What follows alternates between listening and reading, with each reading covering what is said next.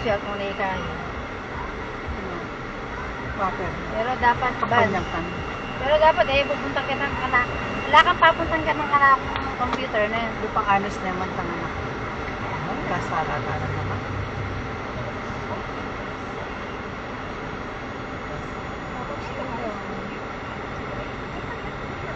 Machine break mo siya. Ito ba? Ang ibig sabihin ng machine break, B. mag-break siya. Meaning, maka-primera yan.